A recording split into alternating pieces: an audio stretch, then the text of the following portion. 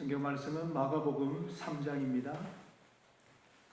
마가복음 3장 13절에서 19절의 말씀입니다.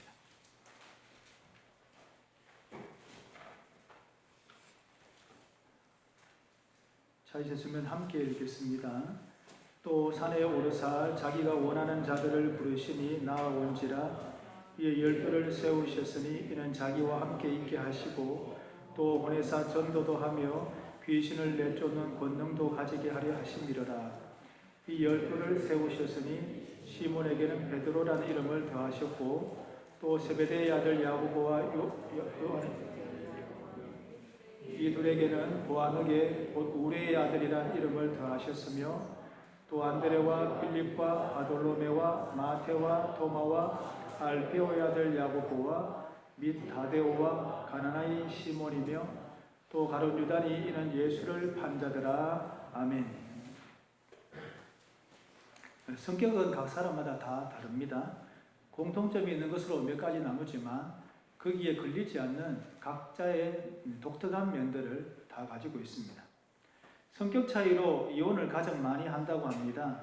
서로의 다름과 차이를 잘 받아들이지 못하거나 극복하지 못한 결과일 것입니다. 서로를 사랑한다 해서 결혼한 부부도 성격 차이로 헤어지는데 성격 차이는 해결할 수 없는 문제입니까? 포용력과 인내력이 문제일 수도 있습니다. 어느 정도는 안고 가는 것이 있어야 하지 않겠습니까? 좀 더 시간이 지나면 달라질 수도 있지 않겠습니까? 교회는 누구든지 올 수 있습니다. 교회만큼 다양한 사람들이 모이는 것도 아마 없을 것입니다. 다양한 사람들이 모인다는 것은 그만큼 하나 되기가 쉽지 않다는 뜻입니다. 더군다나 교회는 크게 제재하거나 강요하는 것이 별로 없습니다. 교회법이 있기는 하지만 문제가 일어났을 때 불가피하게 다룰 문제이지 가능하면 쓰지 않습니다. 각 사람이 보이지 않는 하나님 앞에서 자신이 가진 신앙의 양심을 따라 신앙생활을 할 수가 있습니다. 다양한 사람들이 제각각 자신의 신앙의 양심을 따라 행동하면 그것을 어떻게 통제하며 그렇게 해서 어떻게 하나가 되겠습니까? 교회는 싸움과 분열이 불을 보듯이 뻔합니까? 처음부터 다양한 사람들이 오지 못하도록 막든지 아예 각 사람에게 신앙의 양심의 자유를 주지 말든지 해야 되는 것은 아닙니까? 예수님이 12 제자를 선택하여 부르십니다. 예수님은 자기가 원하는 자들을 부르셨다고 합니다.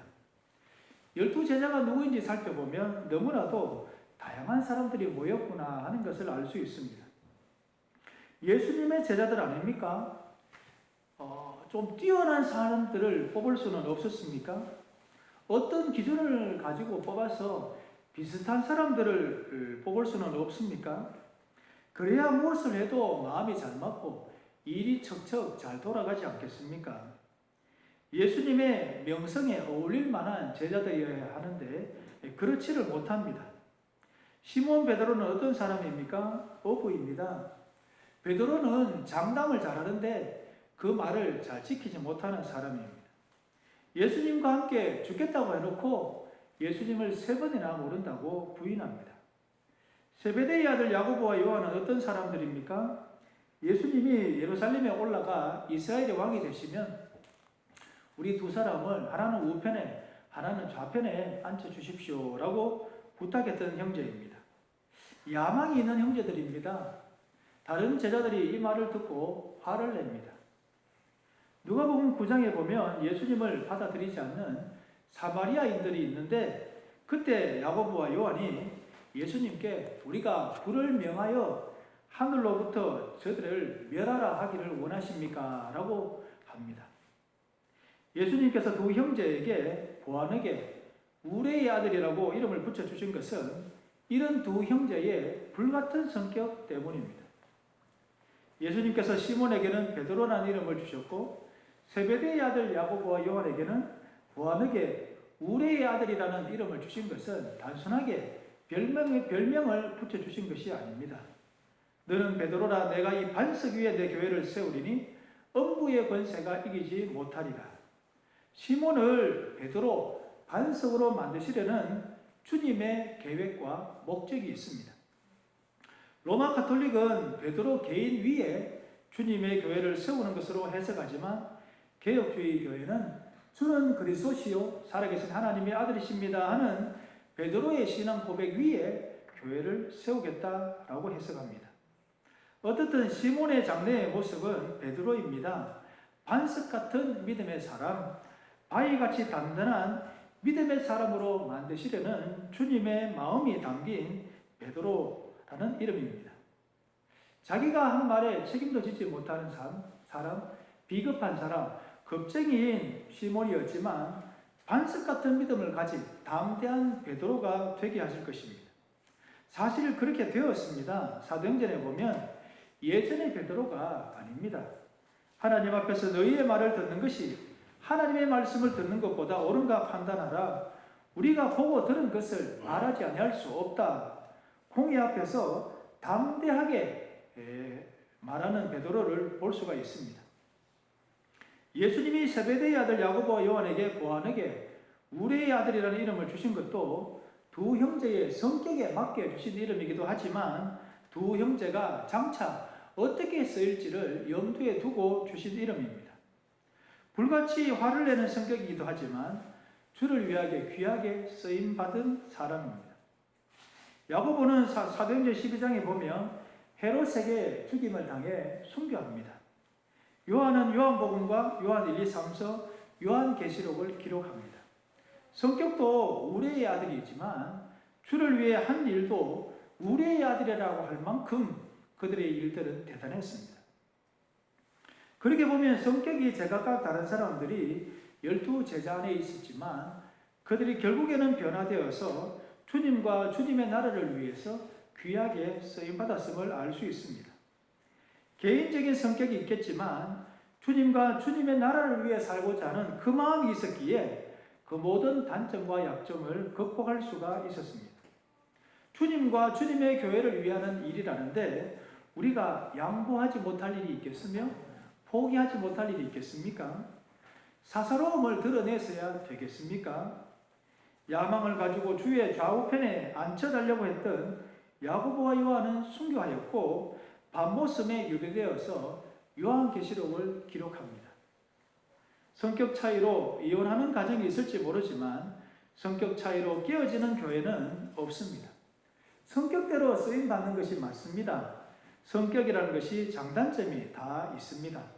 다양한 사람들이 서로의 단점과 약점을 보완해서 함께 어우러지는 것이 중요합니다. 내게 없는 상대방의 성격을 이해하려고 노력해야 합니다. 바꾸려고 하기보다는 있는 그대로 받아들여야 합니다.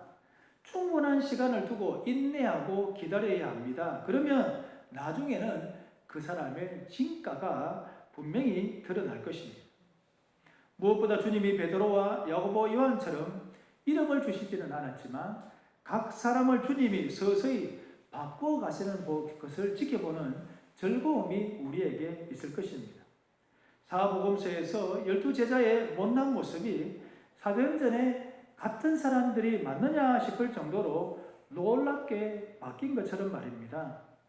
우선 마음에 차지 않아도 교회는 버릴 사람 하나도 없습니다. 교회는 모든 사람들이 다 필요합니다. 우리 모두는 변하지 않을 수가 없습니다. 충분한 시간과 기회를 주면 주님이 우리를 변화시킬 것입니다. 다양하면 다양할수록 일치와 조화를 이루는 기쁨도 훨씬 더 커질 것입니다. 성격의 문제는 아니라 성향의 문제가 하나 더 남아 있습니다. 성격의 문제는 타고나는 것이 많은데 성향의 문제는 의지와 신념의 문제이기 때문에 하나 되기가 참 힘듭니다. 세리마태가 있습니다. 물론 전직이 세리이기는 합니다만 일본 식민지 시대로 치자면 친일파의 앞잡이입니다. 그 당시 이스라엘도 로마의 식민지였기 때문에 세리는 매국노입니다. 로마의 개가 되어서 자국민인 이스라엘 백성들을 수탈했던 세리입니다. 예수님의 제자로 가나나이 시몬이 있습니다. 셀롯인 시몬이라고 하기도 합니다. 하나나인이나 셀로디는 열심당원이라는 뜻입니다. 이들은 오직 하나님 한 분에게만 충성하는 사람으로 로마 정부를 상대로 정치적인 저항과 폭력도 서슴지 않았습니다. 민족주의자요, 독립운동가라 할 수 있습니다.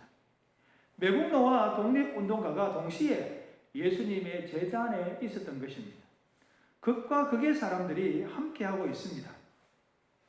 지금으로 말하자면 빨갱이와 태극기 부대가 함께하고 있는 것과 같습니다. 교회 안에 빨갱이와 태극기 부대가 함께한다는 것이 과연 가능하겠습니까? 정치적인 성향의 문제이지만 개인적인 의지와 신념의 문제이기 때문에 쉽지 않은 문제입니다. 나라를 생각하는 마음은 같은데 어떤 식으로 하는 것이 더 나은가의 문제 아닙니까? 지금 우리나라의 문제는 너무 극단적으로 치우치고 있다는 것과 자기 생각에 갇혀서 상대방을 전혀 인정하지 않는다는 것입니다. 패거리로 나누어져 상대 진영과 싸워서 이기는 것이 나라를 구하는 것이라 생각합니다. 사람들을 자극하고 돈벌이하는 유튜브에 떠돌아다니는 가짜 뉴스를 매일 보고 들으면서 쇠뇌당하고 확대 재생산하는 것이 한 몫을 하고 있습니다. 중요한 것은 교회입니다. 사회가 이루고 있는 실정이니 교회까지 정치적인 문제로 물들고 있습니다. 교회 안에도 다양한 정치적인 색깔을 가진 사람들이 있을 수 있습니다. 변화냐, 안정이냐, 생산이냐, 분배냐, 기업이냐, 노동자냐, 국가가 개입해야 하느냐, 시장에 맡겨야 하느냐 하는 문제와 같이 닭이 먼저냐, 계란이 먼저냐 하는 싸움의 성격이 강합니다. 옳고 그름으로 단정 짓기에는 애매한 상황이 많습니다. 서로 물고 물리는 것이 많기 때문에 이것이 먼저라고 하기가 힘듭니다. 교회 안에서 정치적인 성향이 다른 사람들이 어떻게 공존, 공생할 수 있느냐 하는 것이 중요합니다. 정치적인 성향이 다르다고 교회 안에 와서도 서로 치고받고 싸워야 하겠습니까? 상대방을 무시하고 귀를 막고 살아야 하겠습니까? 주님의 피로 우리는 한 형제, 한 가족이 되었지 않습니까? 그 어떤 의지와 신념의 문제라도 복음과 하나님 나라 위에 있지는 않습니다. 복음과 하나님의 나라를 위해서라면 개인적인 의지와 신념은 언제든지 바꾸고 포기할 수 있어야 합니다. 나라 사랑이라고 하는데 그 나라가 대한민국이라는 나라입니까? 하나님의 나라입니까? 물론 대한민국 국민으로서 대한민국을 사랑하는 것이 맞습니다. 대한민국이 잘 되고 못 되는 것이 매일의 우리의 삶에 직결되기 때문입니다. 하나님의 나라도 공중에 건설하는 것이 아니라 대한민국이라는 나라 안에 건설해야 합니다. 그렇다고 해서 대한민국이라는 나라만을 생각하는 민족주의자가 되어서는 안 됩니다. 하나님의 나라는 온 세계 모든 나라 위에 건설되어야 하기 때문입니다. 모든 언어와 인종과 국경을 뛰어넘는 하나님의 나라입니다. 대한민국을 사랑하지만 더 궁극적인 것은 하나님의 나라를 사랑하고 꿈꾸는 것입니다. 대한민국을 사랑하는 정치적인 성향의 문제로 하나님의 나라와 교회를 깨뜨리겠습니까? 왜 더 크고 넓은 것을 보지 못하고 작고 좁은 것에 매달리십니까? 각자의 정치적인 성향을 옳다 그르다 판단하지 말고 있는 그대로 존중하십시오. 다르게 생각할 수 있는 자유를 넉넉히 주십시오. 내가 옳고 상대방이 그러니 가르치려 들거나 고치려고 들지 마십시오. 가능하면 교회 안에서는 정치 이야기를 하지 않는 것이 좋습니다. 해봐야 결론 없고 싸우기밖에 더 하겠습니까? 어떻게든 주님의 피로 한 형제, 한 가족이라는 것을 잊지 말고 사랑으로 하나 되는 것을 깨뜨리지 말아야 합니다. 마지막으로 예수님의 제자로 가룟 유다가 있습니다. 가룟 유다를 소개할 때는 항상 예수를 판자라는 이름이 따라옵니다. 예수님이 12제자를 선택하셨는데 가룟 유다가 있었다는 것은 예수님이 실수하거나 실패하신 것입니까? 예수님이 가룟 유다를 모르고 제자로 선택하신 것입니까? 그렇지는 않습니다. 장차 가룟 유다가 예수님을 팔 것을 다 아셨습니다. 물론 가룟 유다가 처음부터 마귀의 자식이었다고 보기에는 애매한 면이 있습니다. 12 중에 하나인 가룟 유다가 예수를 넘겨주려고 대제사장들에게 감해 그들이 듣고 기뻐하여 돈을 주기로 약속하니 유다가 예수를 어떻게 넘겨줄까 하고 그 기회를 찾더라. 마귀가 벌써 시몬의 아들 가룟 유다의 마음에 예수를 팔려는 생각을 넣었더라. 가룟 유다는 돈에 대한 욕심이 대단했습니다. 이렇게 말하면 가난한 자들을 생각함이 아니요 그는 도둑이라 돈 괴를 막고 거기 넣는 것을 훔쳐감이로라. 예수님의 제자단에서 가룟 유다가 회개를 맡았는데 수시로 돈을 훔쳐갔습니다. 돈에 대한 욕심이 가득한 가룟 유다였는데 그것을 기회로 마귀가 가룟 유다의 마음에 예수를 팔 생각을 집어넣었던 것입니다. 예수님의 제자 안에 가룟 유다가 있었기 때문에 예수님의 제자 선택이나 예수님의 제자 훈련이 실패했다 할 수는 없습니다. 예수님이 가룟 유다를 제자로 선택하지 않았다면 예수님이 팔려서 십자가에 죽을 일은 없었을 것이라는 추측도 쓸데없는 생각입니다. 가룟 유다는 단지 자기 나름의 길을 간 것뿐이고 그것이 결국에는 예수님을 팔아 십자가에 죽게 만든 것입니다. 악한 자들의 악이 결국에는 하나님의 일을 이루는데 기여할 수도 있습니다. 그렇다고 그들이 잘했다는 칭찬을 받을 수는 없습니다. 어디까지나 그들은 악을 행했고 그런 결과가 있을 줄은 전혀 모르고 한 일이기 때문입니다. 12 제자 안에 가룟 유다가 있었습니다. 교회 안에도 가룟 유다가 있을 수 있습니다. 그가 누구냐 그렇게 말하면 곤란합니다. 교회 안에는 믿음이 없이도 들어올 수 있기 때문입니다. 알곡과 가라지가 있습니다. 마지막 날이 되기 전에는 누가 누구인지 아무도 모릅니다. 모를 때는 어떻게 해야 합니까? 다 맞는 것으로 간주하고 끝까지 함께 가는 수밖에 없습니다. 한 형제, 한 가족으로 여기고 우리가 할 수 있는 최선의 노력을 다해야 합니다. 바뀔 수 있는 여지는 얼마든지 있습니다. 가라지가 알곡으로 바뀐다는 말은 아닙니다. 그 사람이 알곡인지 가라지인지는 모르지만 믿지 않는 사람이 언제든지 믿을 수 있다는 뜻입니다. 일단 교회 안으로 들어온 이상 한 형제, 한 가족으로 인정하고 서로에 대한 마땅한 도리를 다해야 합니다.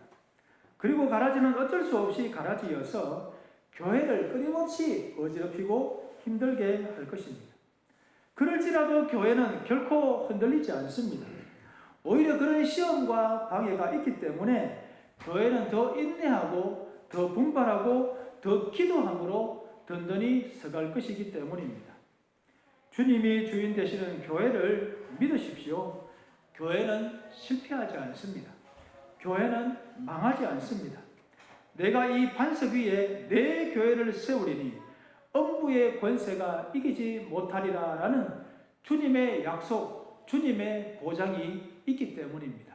아무쪼록 예수님의 제자들을 이렇게 다양한 사람들이 모여 하나를 이루고 있었던 것을 생각하면서 우리도 다양하게 모였지만 정말 하나 되어서 주님의 교회로서 온전한 모습을 보일 수 있는 그런 대형교회가 되기를 바랍니다. 기도하겠습니다. 하나님 감사합니다. 다양하다는 것은 각자의 생각이 다르고 색깔이 다르고 모양이 다르고 그 사람들이 어떻게 하나 될까 싶지만 교회는 그 모든 차이와 그런 간격들을 뛰어넘고 하나 될 수 있다 말씀하셨습니다. 주님의 교회이기 때문입니다. 주님의 통치가 그 위에 있기 때문입니다. 이 사실을 믿고 우리가 확신할 수 있도록 도와주시고 우리가 다양하면 다양할수록 서로를 더 존중하고 인정하고 품고 사랑할 수 있도록 도와주셔서 결국에는 우리 안에 하나됨을 온전히 이루는 그런 기쁨이 있게 하여 주시옵소서. 하나님, 성격도 다르고 또 여러 가지 신념이나 의지도 다른 모습도 있고 심지어 믿음이 없는 가룟 유다 같은 사람들도 들어올 수 있지만 그 모든 것들을 넉넉히 감당해낼 만한 그런 품을 우리에게 허락하셔서 모든 사람들을 다 끌어안고도 남음이 있는 넉넉한 품이 있는 우리 대恩교회가 되게 하여 주시옵소서. 예수님의 이름으로 기도하옵나이다. 아멘.